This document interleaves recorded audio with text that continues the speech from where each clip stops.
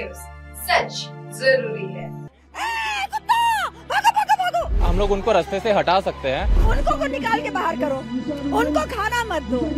ABC centre चलाने का मतलब क्या है? हमारे देश में जो जानवर के साथ होता है वो तो कोई दिखाता ही नहीं। क्या कभी आपने सोचा कि हमारी गलियों में घूमने वाले ये आवारा कुत्ते अब इतने गुस्सैल और खतरनाक क्यों होते जा रहे हैं? वो कुत्ते जो कभी वफादारी की मिसाल माने जाते थे, जो इंसानों के सबसे करीबी साथी माने जाते रहे हैं, आज शहरों में खास तौर पर भय का कारण क्यों बन चुके हैं? क्यों आवारा कुत्तों पर आज समाज भी दो हिस्सों में बंट चुका है?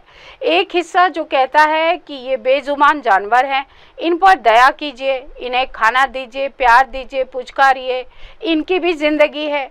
दूसरा वो जो इन्हीं लोगों से सवाल पूछता है कि भाई साहब, आपकी दया मेरी जिंदगी, मेरी जान पर भारी क्यों पड़ रही है? सवाल यह भी है कि क्या यह सिर्फ इन बेजुबान जानवरों की गलती है या इसके पीछे हमारी व्यवस्था, समाज और हमारी सोच भी जिम्मेदार है? भारत में आवारा कुत्तों की संख्या को लेकर अलग अलग आंकड़े सामने आते हैं। लोकसभा में एक आंकड़ा पेश किया गया जिसके मुताबिक देश में करीब 1,53,00,000 आवारा कुत्ते हैं, यानी हर 94 लाख लोगों पर एक आवारा कुत्ता। लेकिन टाइम्स ऑफ इंडिया की एक रिपोर्ट और चौंकाने वाली है। इस रिपोर्ट के अनुसार भारत में 6 करोड़ से ज़्यादा आवारा कुत्ते हैं, यानी हर 24 लोगों पर एक कुत्ता है। यह संख्या अपने आप में डरावनी है। अगर वैश्विक स्तर पर बात की जाए तो लैंसेट की एक रिपोर्ट कहती है कि भारत के आवारा कुत्ते दुनिया में सबसे ज़्यादा हिंसक और आक्रामक होते हैं। भारत में हर साल 91 लाख लोग कुत्ते के काटने का शिकार बनते हैं, और अगर इस आंकड़े को हम तोड़ कर देखें तो वह समझ में आता है कि हर दिन भारत में 25,000 लोग कुत्तों का शिकार बनते हैं। हर मिनट 415 लोग शिकार बनते हैं, और हर सेकंड, यानी कि जब हम और आप संवाद कर रहे हैं, इस बीच में भी 6 लोग ऐसे होते हैं जो कुत्ते के काटने का शिकार बन जाते हैं। अब यहाँ पर बात सभी के सिर्फ यही है कि काटने की नहीं है। कुत्तों के काटने से होने वाली बीमारी रेबीज भारत में एक बहुत बड़ा खतरा बन चुकी है। पूरी दुनिया में रेबीज से होने वाली मौतों में 36% मामले अकेले हमारे देश में आते हैं, यानी अगर दुनिया में 100 लोग मरते हैं तो उसमें 36 भारत से हैं। पिछले ही हफ्ते देख लीजिए, हरियाणा के एक कबड्डी खिलाड़ी ब्रिजेश सोलंकी की तस्वीरें सामने आई जिसने देश का ध्यान खींचा। ब्रिजेश को एक आवारा कुत्ते ने काट लिया था। उसके बाद ब्रिजेश को रेबीज हुआ और वह तड़प कर ब्रिजेश की मौत हुई। वैसे ब्रिजेश की मौत कोई अकेली घटना नहीं है। भारत में ऐसी हजारों कहानियां हैं जो सोशल मीडिया पर वायरल होती रहती है, हमें और आपको सोचने पर मजबूर करती है। इन घटनाओं ने भी समाज को दो हिस्सों में बांटा। एक तरफ वो जो कहते हैं कि आवारा कुत्तों को रिहायशी इलाकों से हटा देना चाहिए। उनका तर्क होता है कि हमारी सुरक्षा सबसे पहले है, इंसानियत बाद में देखी जाएगी। और दूसरी तरफ वो लोग होते हैं जो इस बात को मानते हैं कि वे आवारा कुत्ते बेजुबान जानवर है, उन्हें प्यार खाना देना चाहिए। वो कहते हैं कि कुत्ते हिंसक नहीं हैं, हमारी गलतियों ने इन कुत्तों को हिंसक बना दिया है। आप उनके साथ प्यार से पेश आइए तो वो आपके साथ प्यार से रहेंगे, आपके दोस्त बनकर रहेंगे। हालांकि यह मसला इतना गंभीर हो चला है कि बीते 5 सालों में सुप्रीम कोर्ट में 10 बार आवारा कुत्ते के विषय पर सुनवाई हुई है। सुप्रीम कोर्ट का यह कहना है कि आवारा कुत्तों को उनकी जगह से हटाना उनके अधिकारों का उल्लंघन है, लेकिन यह फैसला हर किसी को मंजूर नहीं है। जो लोग रोज सड़कों पर कुत्तों के डर से गुजरते हैं उनके लिए सवाल जायज़ है। कुत्ते के अधिकारों की बात ठीक है, लेकिन साहब हमारी जान की सुरक्षा कौन? हमारे बच्चों की जान की सुरक्षा कौन? अगर आप हमारी कचहरी में दोनों पक्षों की दलीलों को समझेंगे तो आपको ये समझ में आ रहा होगा कि ना तो कुत्तों को हटाने की मांग करने वाले पूरी तरह गलत है और ना ही कुत्तों के अधिकारों की बात करने वाले। अगर कोई गलत है तो इस बीच में वो सिस्टम जहाँ पर नगर पालिका प्रशासन समाज आता है। इस बात पर हम इसलिए कह रहे हैं क्योंकि कुत्तों के आक्रामक होने के पीछे सबसे बड़ा कारण उनकी भूख है।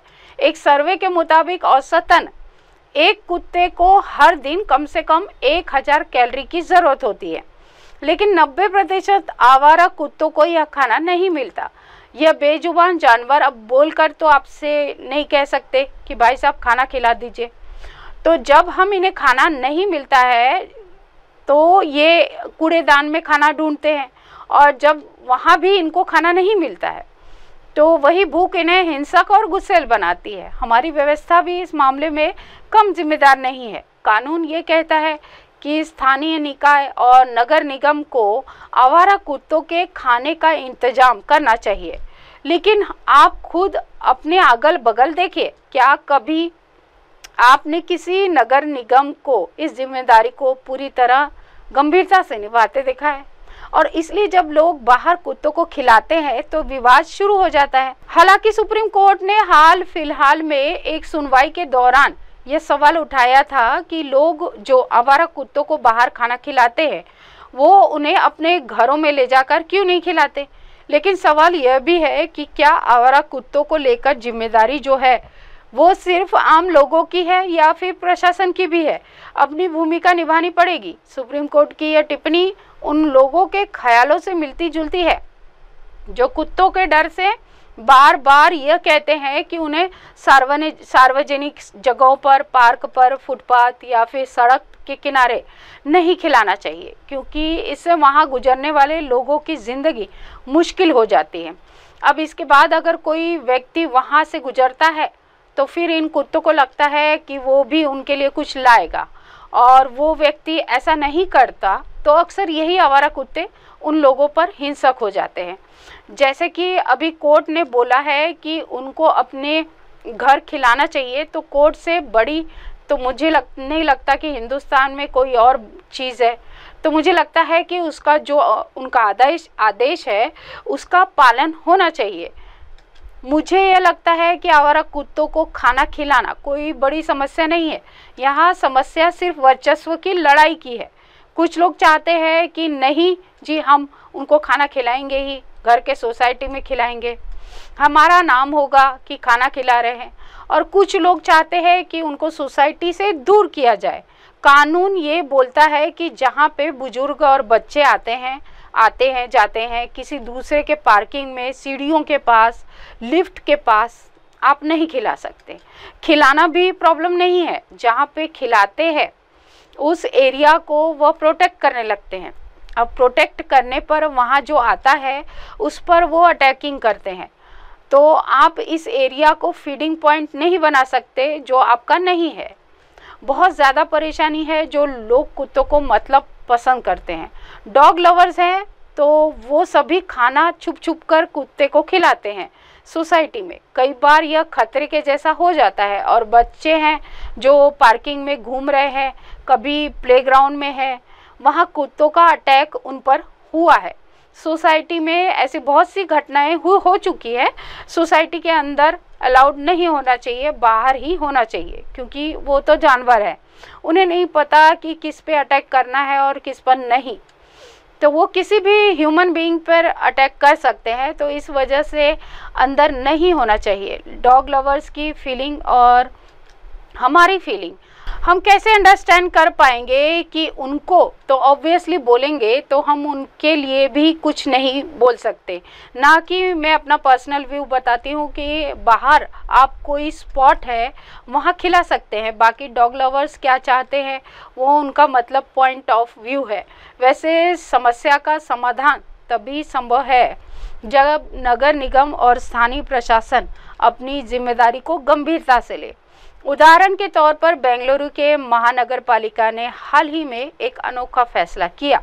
उन्होंने ये तय किया कि शहर के 4000 भूखे आवारा कुत्तों को हर रोज़ 367.5 ग्राम चिकन राइस दिया जाएगा। इसके लिए सालाना 1 करोड़ 80 लाख रुपए खर्च हुए। जब यह फैसला आया तो इस फैसले का कुछ लोगों ने विरोध किया। उनका यह कहना था कि टैक्स के पैसों का इस तरह इस्तेमाल करना ठीक नहीं है। साथ ही वह यह भी डर जता रहे थे कि इससे कुत्तों की संख्या बढ़ जाएगी। लेकिन सच बात यही है कि अगर कुत्तों को पर्याप्त खाना मिल जाए तो उनकी हिंसा कम हो जाएगी, साथ ही उन्हें टीकाकरण और नसबंदी के लिए पकड़ना भी आसान हो जाएगा। इससे एक बड़ा फ़ायदा इंसानों को यह भी होगा कि रेबीज जैसी बीमारियों पर काबू पाया जा सकता है। भारत में रेबीज से होने वाली मौतों की एक बड़ी वजह है कि हमारे नगर निगम और नगर पालिकाएं एंटी रेबीज टीकाकरण को गंभीरता से नहीं लेती। उदाहरण के तौर पर दिल्ली में 8 लाख आवारा कुत्ते हैं, लेकिन आपको जानकर हैरानी होगी कि 97% को इसमें रेबीज का टीका लगा ही नहीं है। इसके अलावा दिल्ली में 90% कुत्तों का रजिस्ट्रेशन तक नहीं किया गया।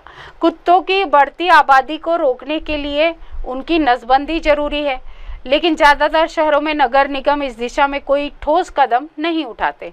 अगर टीकाकरण और नसबंदी के अभियान नियमित रूप से चलाए जाए तो न सिर्फ कुत्तों की हिंसा कम होगी, बल्कि रेबीज से इंसानों में होने वाली मौत की संख्या भी काफ़ी ज़्यादा कम हो जाएगी।